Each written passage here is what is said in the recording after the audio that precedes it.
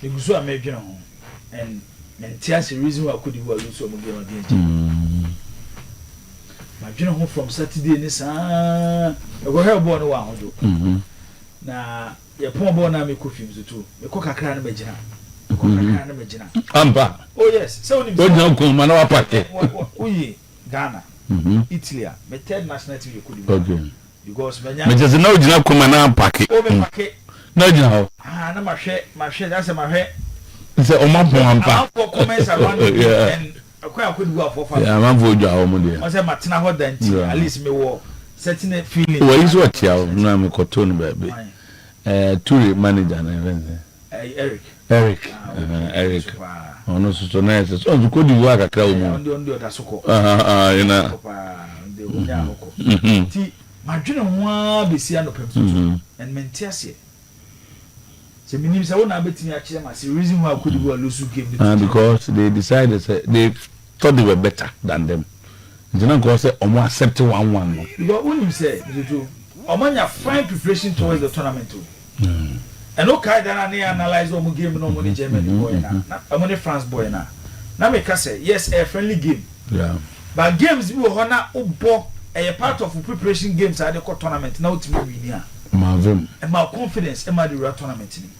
This our victory no money over France, and it wasn't like a normal victory. Almost standing toe to toe with the French national team. That's what they were doing. It's Saturday. The veteran hand of Panama catch will be our office was saying. And you game a Musa could do a belusu. Yan real story never quite to say 82 Algeria and Germany. When Algeria share Germany. Yeah. And there are African countries, remember what I had Dindiamae, and they are on few occasions. A beaten countries on Magic World Cup Nibida. But for once, Cote d'Ivoire tournament, Oman caught with a high profile coach, make a high profile coach. Said the African countries here call World Cup, so to near Dimika, near Kofa foreign coach, and the level was so if you saw nebet me aboy. They went with MS Faye, Oman there. Young in the story of MS Faye. How obey the coach of the Ivorian national team as an assistant coach, your World Cup of Nations, your Pamo Hair coach, but has so my white cap. The last Cup of Nations, my friend said they were not lucky because the materials are there, and how I was setting up in the team. So we show on the Germany game near so only how to use the players near power. The first game against Ecuador, occurred with a double pivot, Seko Fofana, and a Frank Kessié. Then omo game on Saturday against Germany, occurred 4-1-4-1. Kessie now omo first game against Ecuador, about just in front of their back four no. Omuvu Kessie kwa enimu kakra. Eno de Sangari ebe jina the back four n'enimu. Then and obo Christ you know that omo boy now what Transasport no that short guy no obo no so look at how they control the game and how they were matching the German midfield because they back Germany team in their strength at the last part of the attack. Leroy Sané, Florent Wirtz, Musiala and Kai Havertz. The first thing he did was me push Kessie anymore. Because defensively, Kessie good no. Obe limite sa passes na mzoto. Musiala mubenya no. It's those passing lanes okate no. It to acquire to a stage Musiala for long rate mzoto omu nyina no ma free game nim. And they were using the pace of Diomandi. Germany were also smart, Nagelsmann. This time around, Wama Kimmich am a boy in the middle because on him say looking at the fullbacks, you know, more operating from the right side. The kind of pace now the Monday use to be no better. If so, my menfa Kimmich and call. It's when they start their build up, even Germany from the backer. Now Kimmich are shift here and fin. Their friend is inverted fullback. No, when they are defending, no, on the right back just to subdue Monday. And then one of the few games are yes, he created the first goal, and the only goal Cote d'Ivoire sharing in the game. But it was one game I'm to do Monday Bray. See, of course, our process we coach and tactics right. A good point to be now he needed the players to deliver. Tracy Modingra.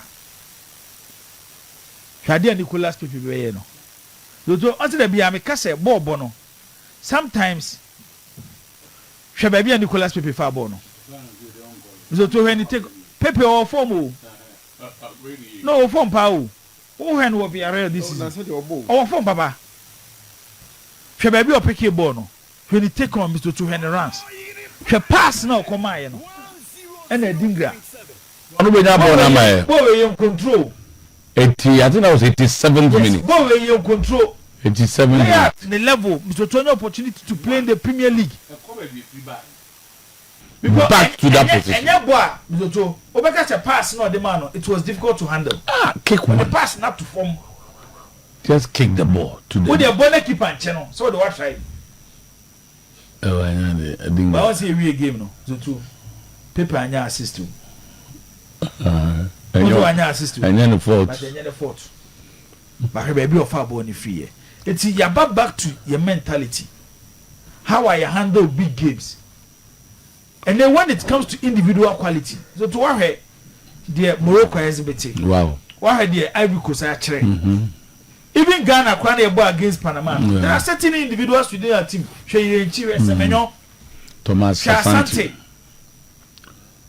We are not far behind, but the problem is and only baby a problem. Because go now would have share, which obey the winning goal. Any day Simodingra say no. I think that then for chain would have go no share a second goal map to give the year 2-1. So how do you control such a big game? And give it to me, I'm out Jenny at the World Cup, will be a bit shady, be a woman. But that is football. You ever sure how I could devote team no? To in their last. They are still in it. Yes, I know they will qualify, but the issue is, say, open so called World Cup now we are there. I can't use them to just want to be sure move. Also, when we talk about the Cameroon story of 1990, Anya Reno on their route to the quarterfinal. So Thomas Argentina. After that Argentina game, one and Cameroon so the beam. One and no so the beam. You can't Nigeria at 1994. So they beat Argentina. You can't Senegal 2002. Almost share France. Ghana Kranam to you can't ask them 2010.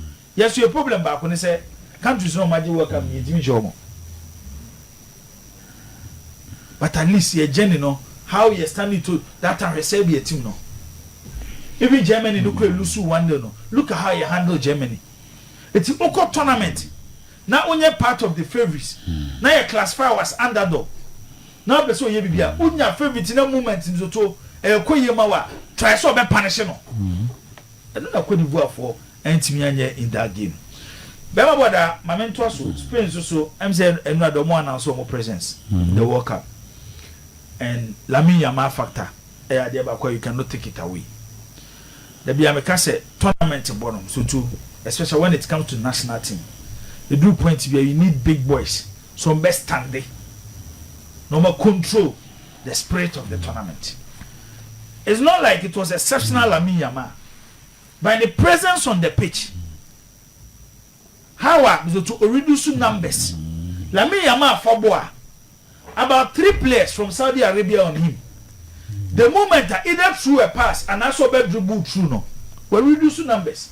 Other players be near space. Adiaba coupe and a has spin. And he said De La Fuente, they bet me try as much as possible to get Sir Nico Williams in the European Championship now. So when Nico Williams they say Kim, because with these two wingers are easily 1v1 situation, and we are perfect. It is Spain we need 4-0. It was a good resource for a year Spain. Yama Yanim Netherlands. Yama Yanim Netherlands.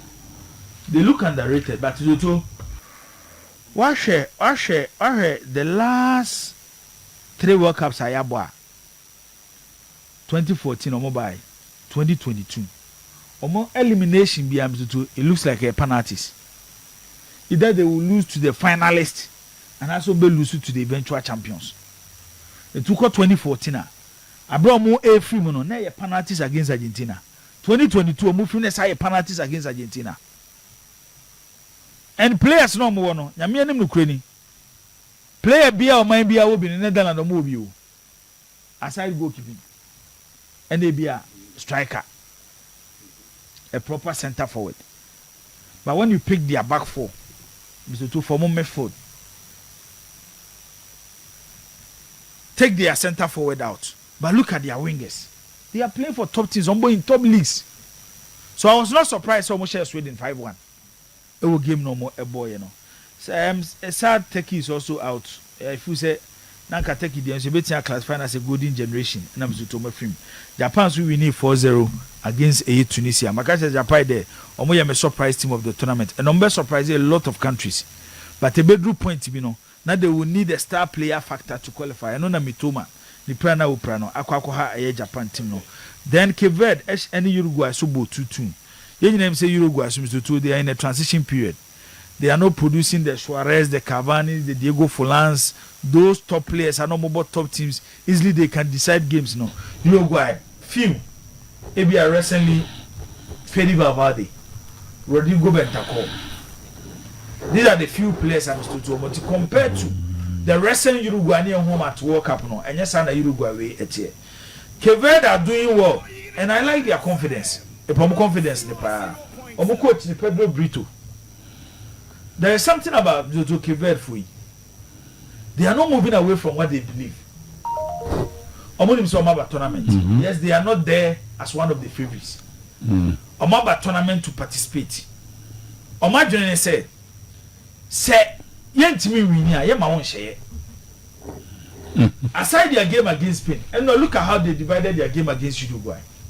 Score setback, Uruguay take attack, no makoteka 2-2. A team well coach. Inti, ofa Cape Verde team na. If Oyobi I saw Bonabaso, Pedro Brito, who is their coach. The two I show team ni pa. And the games never Basono. The first one, but game to watch pa. Only game to watch. Because around the Senegal team no na meninjo banka game to watch pa. No way in Senegal. And what is happening there? They know where Senegal team do to. Who say who be tell your number bebre. But how I be mixing nam na dey aye nkwan man kwan na aye dey. Eso ye problem. It wonya nam bebre a ni nyina aye nam aye kama no.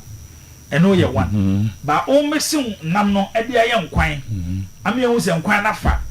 Eno so ye another problem. Se offer no way team na be ma boda. Se ka se players e complement o mo. We bo 6 ni 8 no ni gina wa. Omo no mo nim di omo ye. We bo 9, we bo 10. Omo no mo gina wa. Omo ni madwuma omo ye. This Norwegian team e kan ho bi. Nti Senegal news was Senegal company sheda anye de. Nti be ma boda ma mema no. I was saying what's happening there? Omo the players ne ka. Oh. Coach ni ba tournament without a contract. Oma complaining about omaduane diem. Say enkoyi their chef zutu oma fa chef na ama tournament ni omaja no Dakar. Nti abeye problem around the Senegal team. But a fine generation if preparation ko wala zutu common country me feel say combat me raise the African flag at the World Cup. But news around their team no is not good. Argentina and Austria. There be America and then MSaka say anytime will be about this Argentina bobona and they so to me kind of baby. Say Namia bon abomodin ama de pachon o nkwa am so to me ko na wo ba na we need ball ho a an opportunity for you to go and watch that game. The reason is simple. Say I know bitinas na mizoto we dey opportunity to watch a lot of great players. Now what one the one here movie. Now oh come on asema, how do you feel? What's after when you say ade a work and kra na ye no kra na say no kra. And the baby ayeti, dem aboda. It will reach a point. Great players at this generation young, led by Lionel Messi. You can as a story to Nchirima. Others might believe it, who won't believe it. It's the opportunity now when ya and they to watch Lionel Messi. So you don't have any pa. Okay. You don't have Lionel Messi. Grab it. Because there is a big possibility that I am one name in a game, you know. What happened in there? Lionel Messi can move from 16 goals to 17 goals, possibly 18 goals. When you do 17 and now 18, he becomes the highest scorer in the World Cup. Wow. he becomes the highest scorer.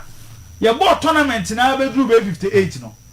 And not just Fontaine the one tournament I 13 goals. Go about the who know. Get Muller best record no.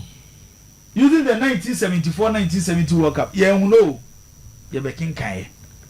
And then my who Close. Close was a natural goal scorer. You be who Luis Nazario de Lima. It is the opportunity to watch Lionel Messi becoming the top scorer in the history of the World Cup. Say you 2 days in pa, Zuto, obetimi atwere ho abakosem.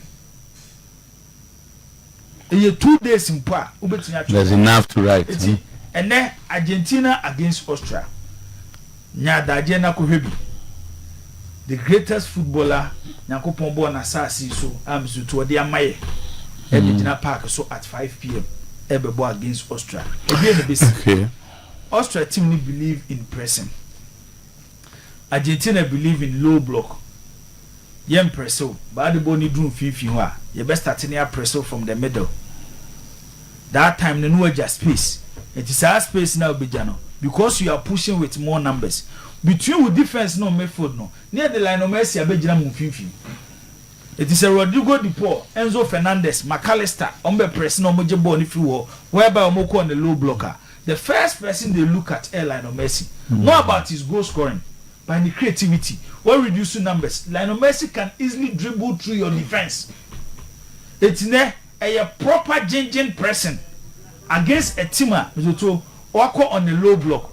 Reason he said the tournament is long. The first phase of the tournament is to get qualification. Unyanya qualification you can even change your star. And players no money a long season with their clubs. Or more energy level of form. You cannot stretch them. It's a tournament here, boy. Any country be decided so be call on high pressing from the first game to even the game of in the fifth game on new final at this tournament. Because any top country be about World Cup Nibiano, the players have a long season with their club, a lot of minutes to a break a cry a womb. Right. Also, like I say, I'm here to talk about who wins the World Cup. But Nyame admire about a china match here. Remember Messi special record be over. When you say Messi, the jersey number be a wash be apart from one number, the jersey number be a wash be due to. There is a particular date. I be able final match. If I say World Cup, the final is on 19th July. So the Messi was 19 pen. Was 10. So pen. Was 30. A lot of numbers now. Messi. World Cup final near 19th July. Okay, time about the last World Cup final. The last one, 2022. There no. Okay, date. Oh, you don't want to carry what?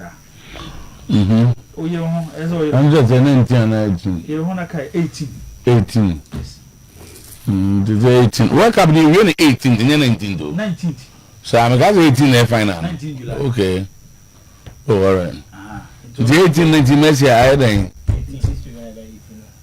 The jersey number be our should be here. We use apart from number 19. We will see a ball, not that tournament, no go. Ever say the number, the day of the final, apart from number 19, go on fine. So, Emma, the Argentina national team. Oh, chose what the budget trophy. They say I can 19, and I find out which 19 July. And I just when you World Cup we defended that. But the last time they won the World Cup on be defend, no go final. 86 and on the 1990 final. All right, that's what follow we now. What are we? Sir, oh my, this is number now. If I'm going to check Copa America final the one you know. Oh no, can't be OG you know. That's how this one. So into me maybe as all right, team about you. And then Argentina ne Austria game no. Them about that. Yanko 2-1. For against Austria. Austria was say they are mobile tournament on Beju, but we can't from hard. Okay. Now one thing they say they have their strength. Almost they say because of the height of Anatovic. And we say Sabisa, we are very good with to say. It's their target will be on Martinez. Okay. It will almost a boss number cross into the Argentinian either 18 or 6-yard boss. No, on better target Lisandro Martinez. No, Jampio. You could read the Tiaco. It's a very possible class to be through that process. Okay.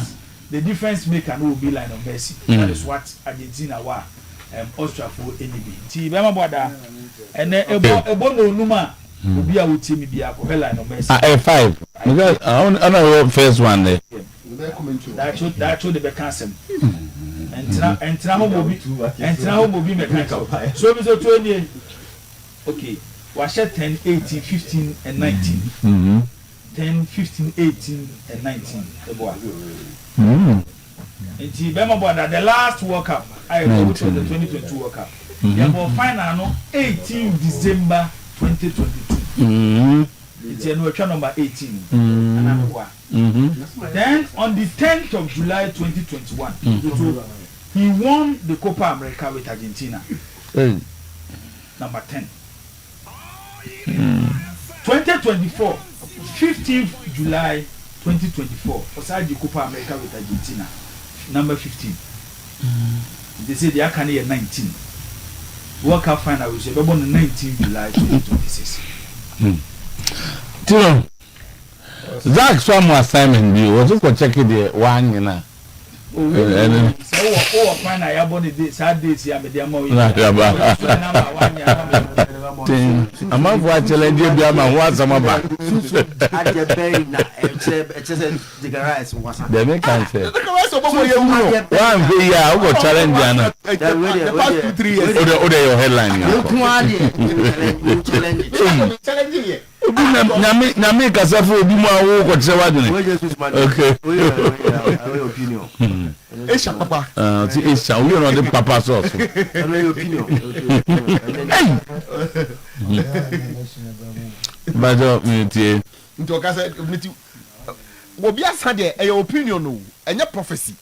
Papa wa fa line man Me dey buy. Ni enko. Our goalkeepers will be physical against England. Daniel Gaspar. Eti Tama Black Stars goalkeepers trainer. Osi goalkeepers now e wo Black Stars no. The obedem bia no. Obo prepare no. Be ba ye pa against England. Now when me and my who will be in post. Who say normally no. But say all number one. If back on your fit is number we dey tinye ni. But say no can say ye nyam hu the obedem. No. If the goalkeeper is fit, back when you say at is fit on the go. Where they in coaching, we are no. But I say our goalkeepers because probably Ati is not fit and they were considering other options. But Ati is our number one. By a ball, Obi enu our tournament or the keeper that go. Yen share no one was a and yen see. And you know, say they will be physical against England. Okay. Yes, if you say born by box one over channel, if you are not heavy, some mobile mo pimpuma, keep us so bomb so pimbi. Okay. You know, or Charlie, you know. Yeah. And so for now can we? There was not much publicity, but people were attending our games. President Kennedy, and also Kakra, still good meetings, so they go to Yawa. Say Canino. Na radio cry shed that no so so don't go for a ball pa and say me can radio adosin executive take advantage of the radio no na go for me babati go for man is ha maybe na o can we can asem no say there are two things the obese catch room ni answer mo you mo bocha any pa baba na go twa so the obese o tire ni na no and the son no so veer into other areas and can be ana he may not win that one. But what I say? Tama. He may not win first, that one. Radio. A lot of things have changed. And a lot of things have changed. And the first when I'm very via social media. Why is he talking about radio? Or can probably today the social media is turning out to be one of the most dominant means of yes. Maybe all. The point George Kennedy wants to make. And you're positive. You see, when we demonstrate limited understanding of certain things, I'm getting an area, I don't know. the person change musha nipa beba. But the issue of brother, where was there competition and no more samre? Na you be boy team fufu so. So the point is telling them say money na mo nche. Musha when the nipa beba, but the discussion about publicity any other the man for the competition today. Time we are the Kennedy Mbobo no. Options are not available to people. So I must say them kwesi ada and adorso. Okay, and also and then there was so many means. They can't central be. There's a certain Gen Z population. Interest. Adorso le and some no only a baby do. Tram ke my enko. No one can say players na sha ni pabeba. But so okofa science and bemwa. Ebem na yekesene ne. Nti o say they make what matter. Tie ba voice no. Say I'm discussing same way. Maybe first no. Obi kura care about quality football or not. And now unim player now unim. But today and go work of World Cup boy. No Argentina, no Omo Maka. No they be compare say Omo Mbonde Krombo Nyade. So there are a lot of factors. So the bottom line, Mentias, your person says, Munse, Musa, our supporters will come. Tama, the biggest problem of Kotoko is those who follow CEOs when they are sacked.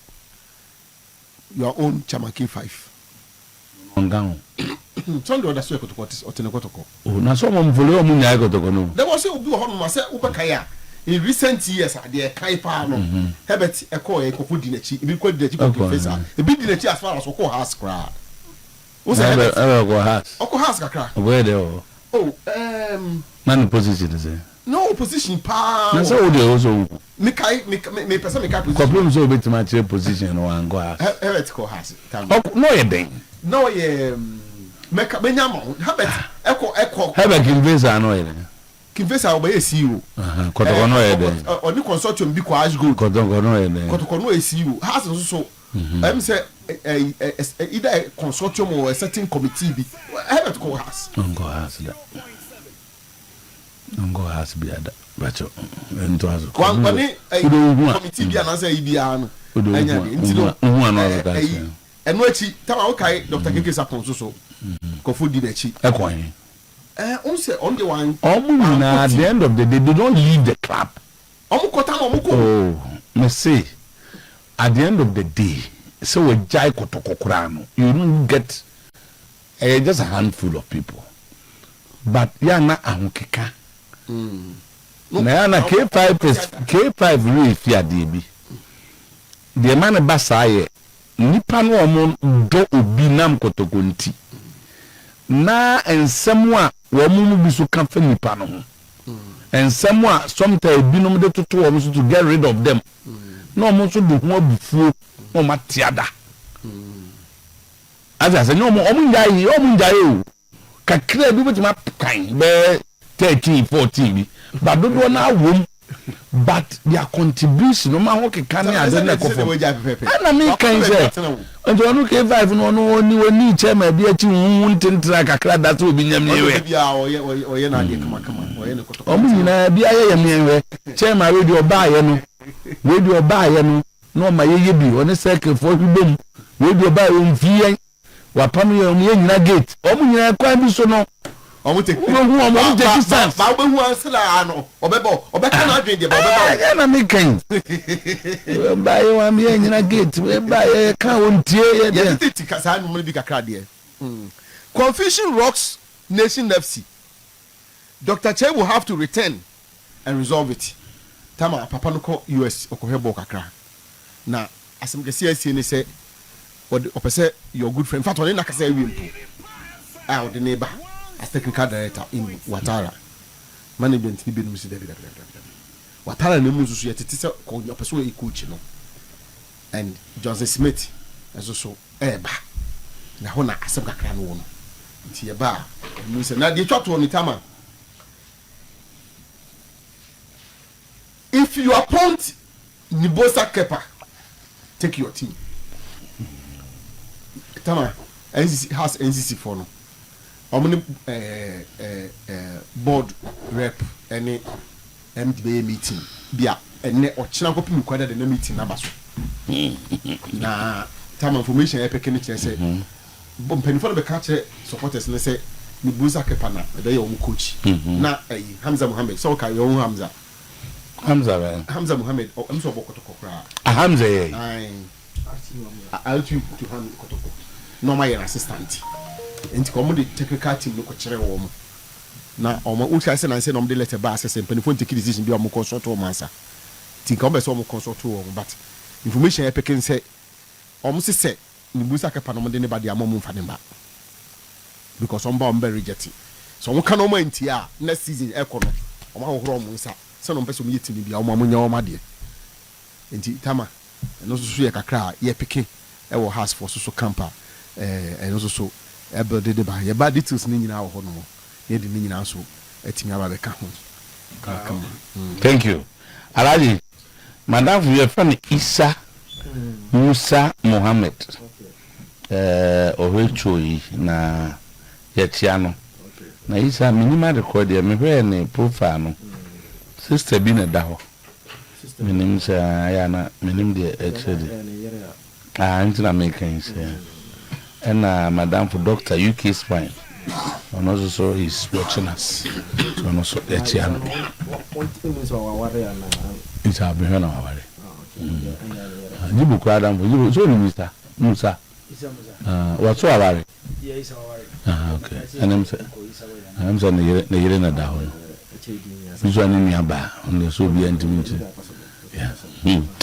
yeah boy we are still in the what is offering Gajibo you know you are still declaring as sana like you to muso yo mo dem like young onye catalyst man who your prediction who was Ghana be say kienu ni asemu ye be say Ghana say na ye player of the season and to man no was wasa so if we we are oh what is ma we shall say wasa no side be chi also wa bon ten o nyina o say on na be comment here no was it from 41st minute how quite a mini problem was wasa player committee error there say normal but because I'm number 4 there was something here sometimes we are no more preacher mo yenyo maybe say the be money be yen there so me chana o kan kan I'm sure maybe what will be onim say rise and the show Premier League how onim the can rise ebi so na sunsun wi ase no wasan o sunsun wi ase there ah uni sunsun wi ase o na di pedi wo sunsun na be ni so abo no obo na ni ewi na ka rise abo sa me ma wo bi on na mo ane ho de ase we wo sunsun mo mo bi da now ebi onim say rise na so ebo fo number 4 is important obi a week in the spiritual realm so pia bontin crown sure do you got your own taste obi nam honi ase ye kunu tunzu mu da ya bia no meka na asem nchire but to so ye obi a wo ani a wo hu ani I want to be for the infant say ampa uba mi nya na nyen go work up no na ohun ya no a ohun se number 4 no and on what na adwene say wasa o amodi for cancer number 4 number 4 your number 4 in position and number 4 in who was number 4 for England another one who that you don't need to know say bia who ya no who say just say we na be mistake and also wasa and on what na adwene say o wasa also no wasa o Premier League no nim say do say yin number 4 na diga rise ka ba ke bi adan de obetwi adan de obetwi o say 101000 or the Ghana will top the group yeah 101000 or the any Croatia the board draw if you are done over son okay all right now okay the rest of Ghana go I'm saying the one count Baba when there's one kind okay young boy was it for the first minute and now mistake in the start here yeah and player will be mistake no yeah it's a bold statement the World Cup is getting interesting so Oh, our Ivory Coast. World Cup na is getting. esa eyi so hurricane so nana kwaku go sam so akyekyere no. Okay. So yan twaso na yan I don't know what I'm now before. Bon, people to small and people no UK people say UK people. Kane and disabled. Shaman who the noble Ronaldo targets Kane. Ah, Daily Sana. Ghanaian witch doctor put curses on our Harry. Oh, what was I tell now, Daily Sana? Charlie, I'm going to Wake up and the normal. This is where go for my, you know, on your way. Okay, So one of the many reasons why Africa, I'm say, Yanji World Cup ni bi no, e bi na to Ivory Coast no. Unse a research stage a mentality a very key because Ivory Coast etijina ne Germany for balls are born no. Ene sa chance na Simona Dingra. Uye ni furu mpa. Omo nya some chances bia. but I didn't get any day. Meaning what? One touch Also you're right. back to senders and the first half passing. About right. More come back ball free by. Now I think person who born mum e pia. Oh, wow, papa. For how many pa. But once again, a good team is a team or a very good bench. Yeah. So unda no as Stuttgart. The second goal so too. All the players 10 age na wa. Emu 8 control. First control e be say ball no. Who did Everyone playing a man here. The guy was offside. yes. Who jam here then? You online? Kuna left back no. Ti the control ko pass no. Who say Emeka no obon which. Yes. Let's shot pa. It's heading to have a very good control. Ball is still need to finish. And we ball no contract one and ko actually. Yeah.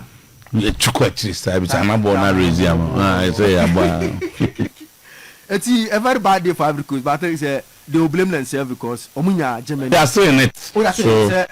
Omu 3 points, and their last game is against Curaçao. They are still in it. A draw was yeah, you got on your hand before the three by qualify. Bebre. I heard the three by from Bebre 3 qualify, and we have 4. Oh, some me catch us say there's a data that says when you 6 points at this World Cup, 100% you have qualified. When you have 4 points, what 99.99% you have qualified. And when you 3 points, 67% you have qualified. It's 3 points did one now.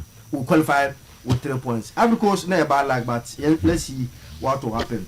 Egypt had their first ever win at the World Cup. Omako World Cup. This is their 4th time. But no one win a game at the World Cup. But Enra, Omunya 3-1 win over New Zealand, and now 4 points. They might qualify. Now a young win they can Omunya, but they're also going to qualify from the group. And Mohamed Salah becomes the first African player to score an assist in a single game. Game back, na yebo, na washo go no assist. So far an African player behind me maybe at the World Cup. Salah, Enra against New Zealand, Enra good win. Oshoma against Belgium, and the ball no more boy na. Now you know say they will beat New Zealand. We say a different Egypt team. Egypt team they attack with purpose. Mamu, Salah and the other guys are very good and very very purpose when they are going forward. And defensively they are a bit solid kakra. But for that own goal, na komo ashe defense Belgium and esa. It's kudos to Mohamed Salah and the Egyptian national team for that win now over New Zealand and so far they say the story at the World Cup Capo Verde. Say to easy say your first 2 games against Spain and Uruguay. Now put in what's our game we lose at the World Cup to the story and an easy story. First time. So come on, their next games against virtually the mobile one special Saudi. They are playing Saudi. Their last game against Saudi Arabia. So and now 2 points. What I'm gonna say, they might have the 2 points, but man, we are 3rd game. No, be the one win. okay, so I'm gonna Saudi now 2 points.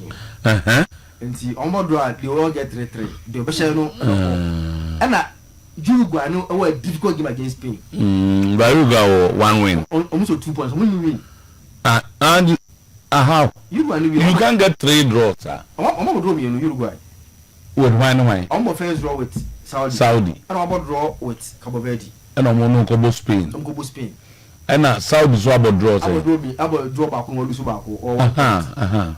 So the 3 of them I'm gonna draw back on Lusubako. And I can Verde about draw me. So okay, I said draw take Saudi. It's Cabo Verde and here draw.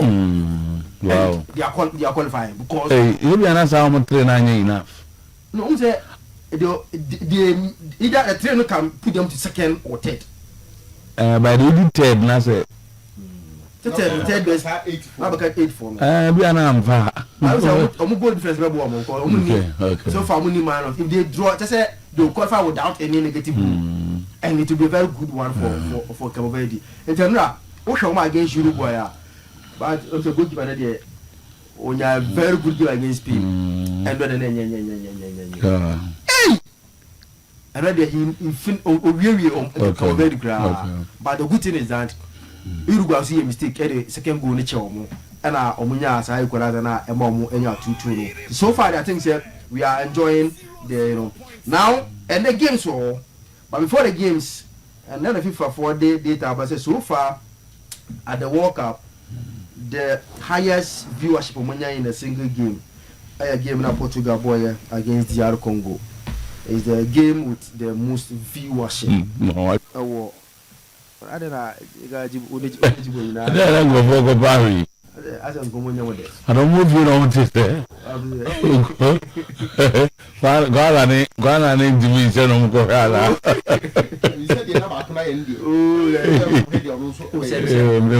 So he's the most popular footballer and they normal say of course.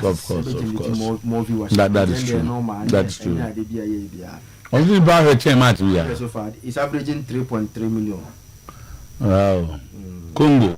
Only Portugal. No Congo. The factor is and some Uzbekistan.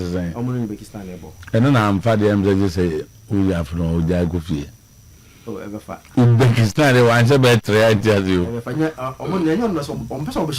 No mind there, on Bassett Moshe. We may come me, maybe best one. I almost know. I'm going to say Portugal and say, you put in your Ronaldo.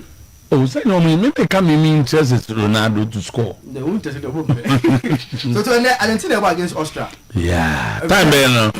5 o'clock p.m. No, Austria, baby, one first one board run it. Ralph Radney. Hey, then they are in for a very good side.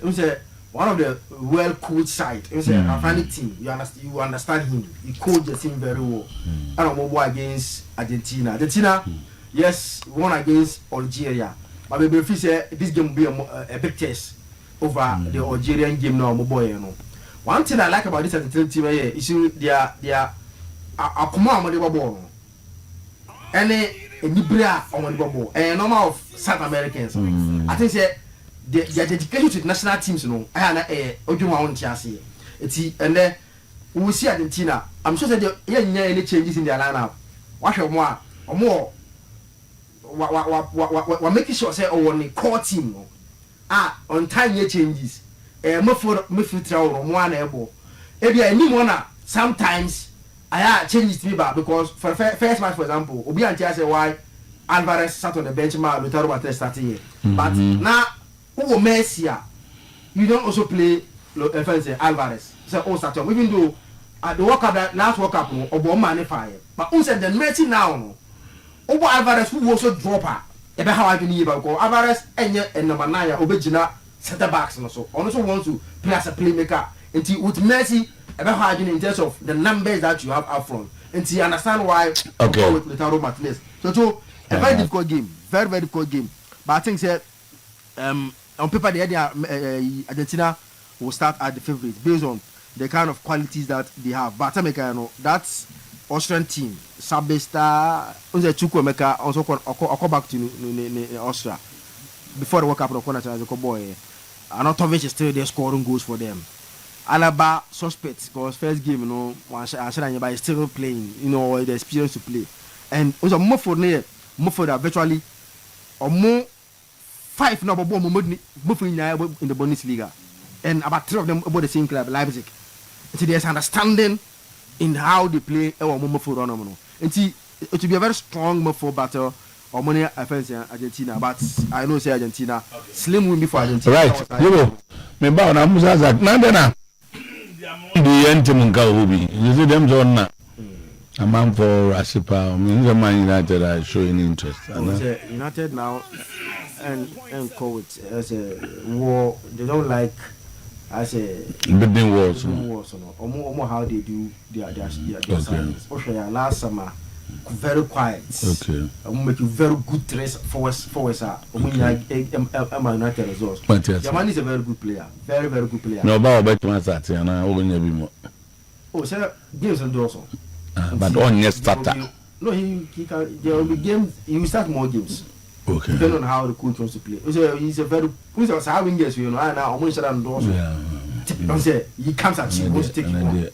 So. Nti oba obi bia bobat odi ato ba wi da yo nti o de no cry adwuma Every no pay. Our best against England is 3-0 loyal near review say Morgan Rogers will score and Rashford will also score we round the Manchester bem Ghana for now mo support Ghana inya mo players no mo teams no no. They say be our Manchester and Rashford we Ghana. I mean what for? Support to Ghana. What they for Ghana? They Ghana for. Near support.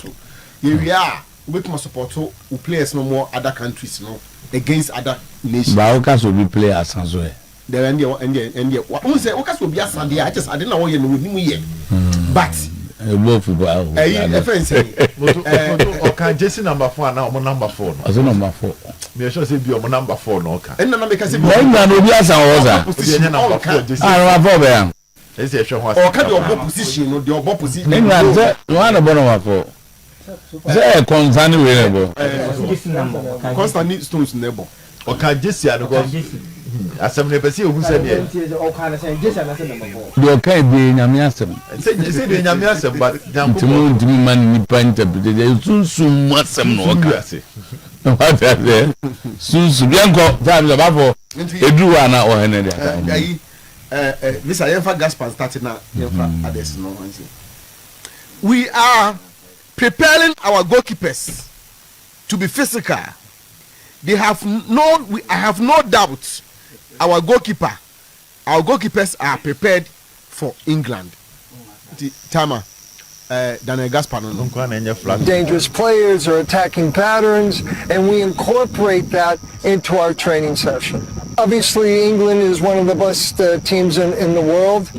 They have a certain characteristics and style of play, and we're exposing our goalkeepers to those conditions. And we're preparing our goalkeepers not only for the timing of catching but boxing, but also the physical challenge that they're going to be exposed to.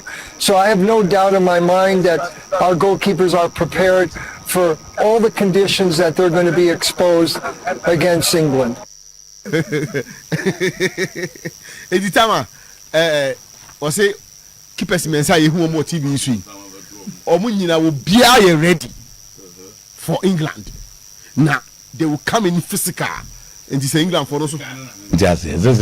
Physical they say in so they nyina why. They be awarding. Oh mo bom go di card o.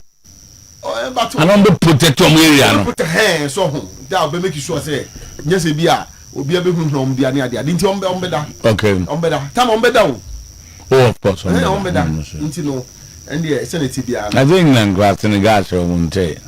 What's it? Senegal go show. Ai. Omo beatable. Senegal some day should be to my show. Nti and the. And mo ya adwene ba. Okay. Tama, yanko Mr. Sechaman K5 boys no. If you wake up wake up no dey say dey aka dey embe nkomo e ba be di ana chese ye dey kwa no. Kotoko biggest problem is the supporters who follows CEOs when they are sacked. Chairman K5 na when sanka because tama asa no kenya ne say o say si obi akwa be se ne pe bi me di na chi no ne obi send him and they say si obi akwa be se ne bi o say o feel on Herbert no it cannot be found anywhere sir some consultancy work Edema has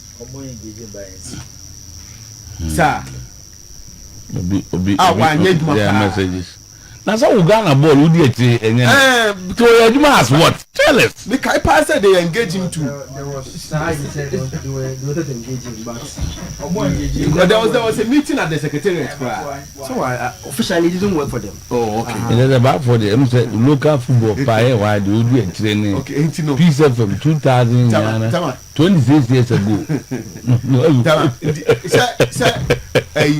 make ask good wanko what do they say he took his consultancy with they undertook and I underwent Harris Akomo no the quiet there we share their discussion and there are a lot of disclaimers here like but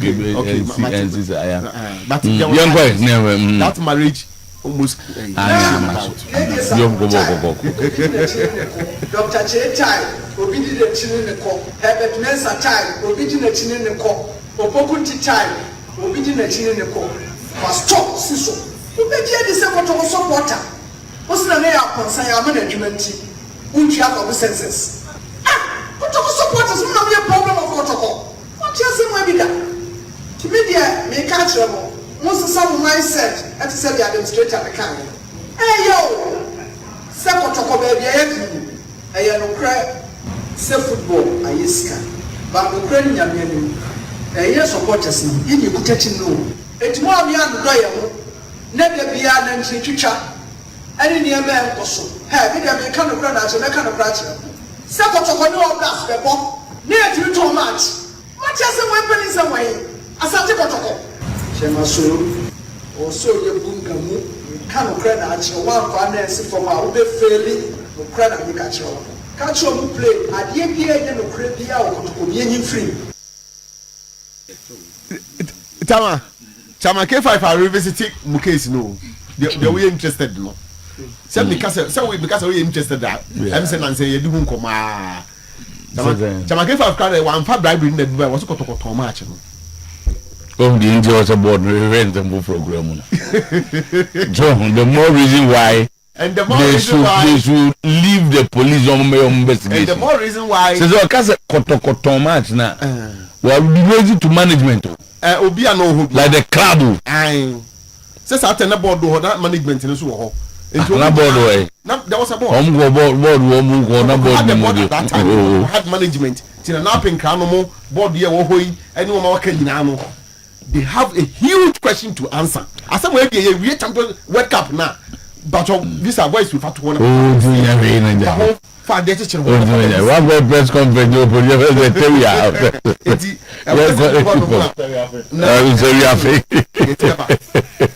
there was not much publicity in our time but results and performance were enough to bring people to the stadium. George Kennedy. Yes, publicity. Mean Jim is a time when I am publicity the previous they go radio so I kasa say the band na mehwe na emo the performance e the nipa stadium America cry tweme over stadium even Kotokone has stadium nyama Kotokone has stadium nyama let alone Kotoko All Blacks Kotoko Mediama eya na no many people wa say we need more ya kasa infrastructure a prominent bit o be fliba and I'm say obi a obaba ye Kotoko bia ya the performance na assess and on the way our performance nko ya she say the be ya pressure and man so say yamba ho but they could hear the good infrastructure okay President Kennedy asmo kan no we tietia enye obia enso so enti etimi atibia if you appoint Nibosa Kepa then count us out of your next season you will watch your matches alone. Has NCC kick against the appointment of a new coach? Don't be one. It is on the way. Any plan away. On the way. Almost some pegan opeluka. No more. Who said initial naka board in lay coach? The board when your team. And a board in your team. It is a CA. It's so any your team. And Omagasa pardon said yes, he said, or maybe the much than bombs with your mum. Don't be one. And then watch them on only penny foolish. I'm the country of say, wait there, the records or media man. Senya, I do take crana. Camedema crown come up among them. I do tell the okay, into the almost one pedal. Yeah, go. The media Baffo, okay, Bachelor. Nations now, as some can see. Dr. Cheney, Watara Casa. I'm a Watara Prince Sobeba. But I've been see daddy. Johnson Smith, Johnson Smith is also almost say, Johnson Smith, almost say, O'Neill is Africa, no, Watara will experience. But Watara also say, or so coach. Almost a technical director. On the confusion, I acquire Basabi on. Dr. Cheney Cassayan, no so made technical director. Same John Casobo so good. I know the Catano. Say, you are engaged by the owner of a football club. Now, as a technical director, you present coach. Next, a woman, as a messy. Africa, they know I hope they do not pay coach. Baby, me say, or engage you, say, be a technical director. Now, say, Untimin and Abaso coach here. Doesn't it end the matter? That young person be any Unyama. Now, Saturday, I mean, for the first time, it is a one stakeholders meeting. I'm into that. Now, number person who DBC or Kenya Mini problem pie or Kumasi Pan and say, do not lack communication. Kasa. And knew how to communicate to the people. And because I answer when the people come one of them, and can hear some more stakeholders meeting. No, since the moment who say, I'm going to be a match. I say, Chaman Kefa, who's a pronounce and pa. Chaman Kefa was and pa. But to be how he communicates is a big problem. Who's a Utiena. Media mechanical. The club that you want people to believe that you love. Team na Tamikefa, what's your done? What the bedroom? Catch a man saying answer more too much. The danger. The danger here is that Obia Sam or can. What in ye? Mitinipa. Oba was the mechanical. You got too much. Has a honoka because no can say I could do baby. I say I got too much. What's the mechanical? That's all. But what the Ben Honoka can make. What's the name of concern management? Which have of the census? What supporters will not be a problem of protocol. What you say, maybe that? To media may catch them. Most of some mindset and to say the administrator at the county. Hey yo, second choco baby, I no cry. Say football, I is can. But no credit Yamian. A year supporters in you could take no. It's more beyond the dial. Never beyond and teacher. Any near man also. Have it a kind of granite and a kind of gratitude. Second choco no blast, Bebo. Near to too much. Much as a weapon is away. As I take a choco. Fasi. Me be free. He is speaking as no one here I want to see. He's a chief complainant. The chief complainant in Akasano. One for skills number. Tama. Wa accuse you say we. You see? A big problem. Now, already before the match, in some places you come and say, Emma, a bit more try to use every possible means to take out of part of involvement in the CNA every now, obeying the supporters' closeness with the IMC last season. So when Chaman K5 comes out and says, "Media make kind of cry," say yentire some koto match ma e fa ni say all plus team na wo so don mom na fe no o tete ni no na sa so no kwan so e babu man kan sam na you see etino bato etiye chaman K5 ene dio perceive bo no mudi obi echi ko no difference be no wontem chaman K5 me kwa ram ka say kwa de obi ko ekra you want to bring everybody back so on the opportunity se bia omo a chairman bi ni ade ntom ko nyina we de obi ama but that's what sapa mo mo ko atum say na ngesanka solo omu eje obi speech no omu sansa if you disagree with him fine and yes no after the program now look at the negative thing that is coming out from the program one wa ko party mu aba obi ankai maintain that to be a one wa ko I want you to side back obi be find a lot of positive in what he said you see negative na wo no it can destroy the club exactly the negative part of one afa e je di wa comment into amantem na say yakoto match okay na what be oye ati di bransa na jiba we na over the trade from board in the committee now almost started so almost be investigation based on release no almost hear humanity yeah sure because there's kind of invited chairman K5 information if indeed there is I think you are making a point there they should invite chairman K5 because send your cases to Pino. They say they were clear all doubts. I want to believe or access to information be yes because Jumedi na say no na kotko administrative manager na kotko coach and they are reporter kotko coach ben Hamza okay and other key I remember this one master other key stakeholders around Kotoko.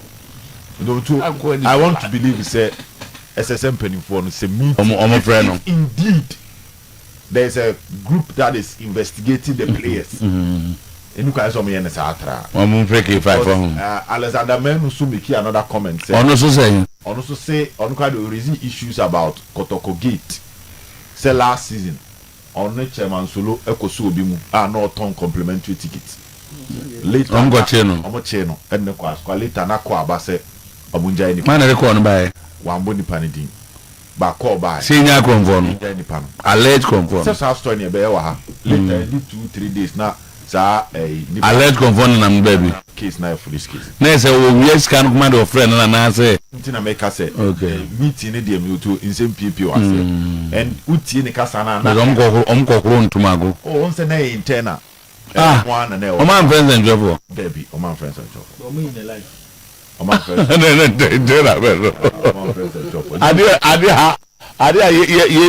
the bottom line is there were a lot of things because no na Asante Ujin for no so they catch chairman so say report of the come board no on fanshim regards to gate and the corruption of course of Kotoko Gate and the fact that court mi bana as any party ye jano no call ni free the somebody no play somebody go to win contract say somebody was why medical say be oh the close for South Africa cry okay do to into I think say some of these things you know report about this they must especially to Gate what they hear me on say board they feel no mobile for omni bobia management I feel no mobile for restructure Kotoko Gate Baba has put restructure the company. But muna mo call bo wa bruche.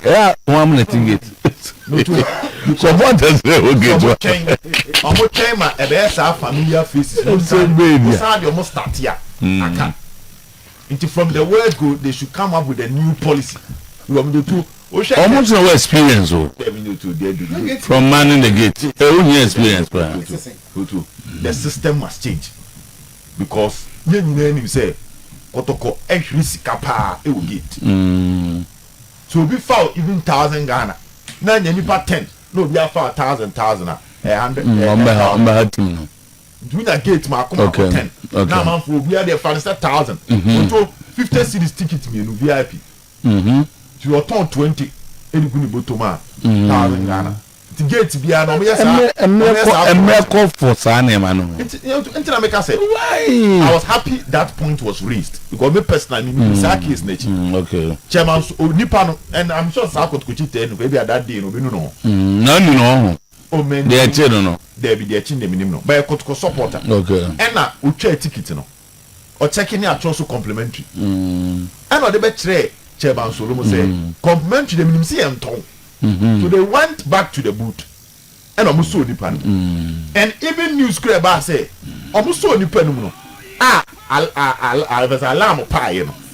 Call the big other selling joint to say, oh, man, careful. And then go on any abre. Why? Only for the person to be arrested. You find a class and I call him by. That case, not foolish case. Call him by police for no one. Call about more dear and was a Moon Jackson. I said the police for no I'll say Omni. So two major things. Okay. K5 M friend. K5 now we gate in here. Not gate in the son. Okay. I said no the police not to say yeah police in here. Okay. So what China on your mobile started. Now side that and about what's saying ye. Mate, you Mate me so mu ba mentibi. I was there. Well, sir. Oh, okay. Supporters and so can say yes to the oh yeah, I'm blaster on in terms of their attendance and na key 5 kike bi oka so ebi mo panyini bi bua no be je chire die na nipa na ho be sen I think say na 200 enye o ma nye open key and be ma boda kaminya ya fi ani ko blasters game no o so kakakra yin chichi mu yipa ase we nya daje o kakakra bi na fe daje me ku ofa kokwa mponza kifa me chia na no pe unze me ofa de ade ba ko no se ade ba kwa manage K5 and they say me hu no so bu different the year administration bia ba bia K5 ata omochi ade ba kwa mzutu sir yes sometimes obewo ni criticize mo ba na say mzutu be ka say hu se K5 yin na nimpa so tie obi de hardly na ma hu se owura kokwa konsa K5 for esa nti bia na nko kasa asem na nko twa nani a no hwe left no hwe right omo mu create problem no wo no ana ho supporters nye bibia na mo mu twa omo na wa mo ko ton man ti no ene de minim supporters nye bibia enye bibia na mo mu twa omo yeto untimi take personnel away from institution see it here or you pay for woody yeah yes why yeti radio no so no untimi nyiye nsi nchen say yen kan obi na mo yepa yo yepa exactly obu ho ba no pay so the machine so betie se obed mi betie timer zaki 20 na me machine ato yepa hari wanti na mi koti yepa obi so osoro se mi kwa koti yepa etinim ye ne ekoha ne han ontimi nyi ba kunsia eti kotoko as an institution individuals no be ye adwuma no zoto obi ho kra no nye kotoko ni but obi be ye adwuma ni pa na adwuma wo ye nti no dia kotoko asem eti kotoko ne nipa no ontimi nyi nipa ne nsi baabi na wonyi kotoko ya omo ye nipa ne bibia na eno na meka so ma wo sa eno na ma ekofa problem ba no obi timi be ye kotoko na supporters ya ye kan masimi ya circle from the no moto mani asini so o mai obi zada o na se nya na betina krumo atena ko tela wati o se o me busa se we ye bobo so be trim ye bobo bro no a ye kumase na mdoto watena wo nyina be so trim asana na o de ko santasi kumase de woni kumase e boa kodoko yeso so anyere so ra hebet mensa time you have experience the reason why a lot of people anomodi hebet achieve say the man was not treated well one circle for